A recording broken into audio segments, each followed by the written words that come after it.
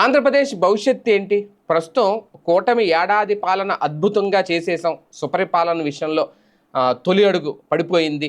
సుపరిపాలన అందించేసాం అనేది ప్రజల్లోకి వెళ్ళి వాళ్ళ నాయకులందరూ ప్రజలకు చెప్పే ప్రయత్నం చేస్తున్నారు. కానీ తాజాగా కాగ్ రిపోర్ట్ ఏం చెప్పింది? ప్రజల్లో కొనుగోలు శక్తి తగ్గిపోయింది అన్నట్టుగా కాగ్ రిపోర్ట్ ఉంది. అంతేకాదు బాబు పాలనలో సంపద పెరగకపోగా 2023-24తో పోలిస్తే తగ్గిపోయింది అనేది కాగ్ తాజాగా తేల్చిన లెక్క.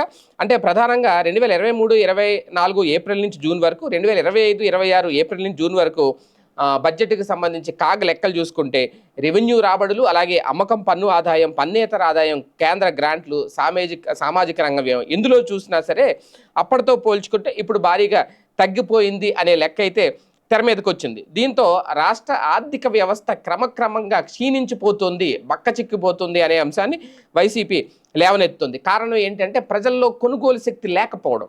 మండీ రొటేషన్ అనేది లేకపోయినప్పుడు ఖచ్చితంగా అమ్మకాలు తగ్గితే, కొనుగోలు శక్తి తగ్గితే దాని ద్వారా పన్ను ద్వారా వచ్చే ఆదాయం తగ్గుతుంది, పన్నేతర ఆదాయం కూడా తగ్గుతుంది.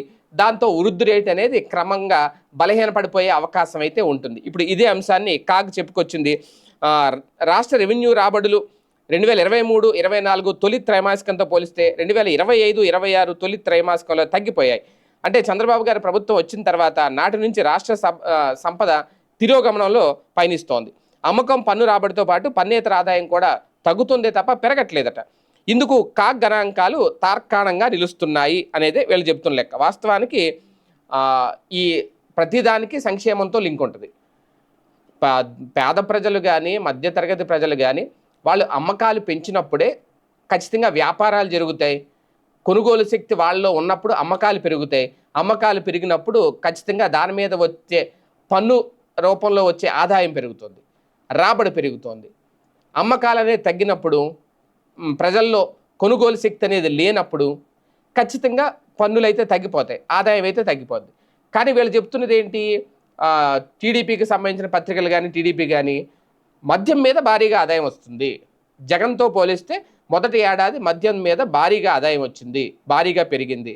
అంటే ఇంకా మద్యం తాగించేసి ఆదాయం పెంచేసుకుంటే అదే సంపద సృష్టి. ఇక మిగిలిన విషయాల్లో ఆదాయాలు పెరగాల్సిన అవసరం లేదా అనేది మొన్న నేను ఒక వీడియోలో చెప్పా.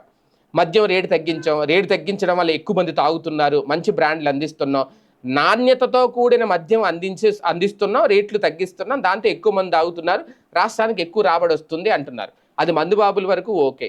మిగిలిన సామాన్య ప్రజల విషయంలో కూడా ఆ పని చేయొచ్చు కదా.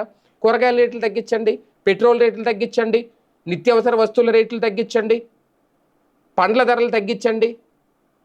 దాని మీద అందరూ కొనుక్కుంటారు. అవి కూడా నాణ్యమైన అందించండి.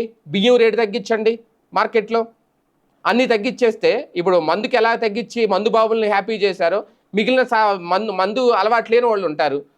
ఓన్లీ మందు మీదే కుటుంబాలు బతికేవి కదా, మద్యం ఒకటే కాదు కదా.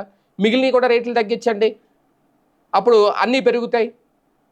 సామాన్యులకు అవసరమైన ఇప్పుడు 2 వీలర్స్ మీద కానీ, 4 వీలర్స్ మీద కానీ రాష్ట్ర ప్రభుత్వం విధిస్తున్న ట్యాక్సులు తగ్గించండి, పన్నులు తగ్గించండి, అప్పుడు కొనుగోలు పెరుగుతాయి, ధరలు తగ్గుతాయి.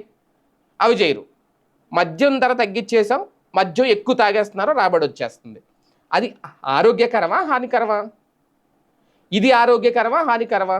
నిత్యావసర వస్తువుల ధరలు తగ్గిస్తే ఇవి తగ్గించరు, అవి తగ్గిస్తారు, అది గొప్పగా రికార్డులు చెప్తారు.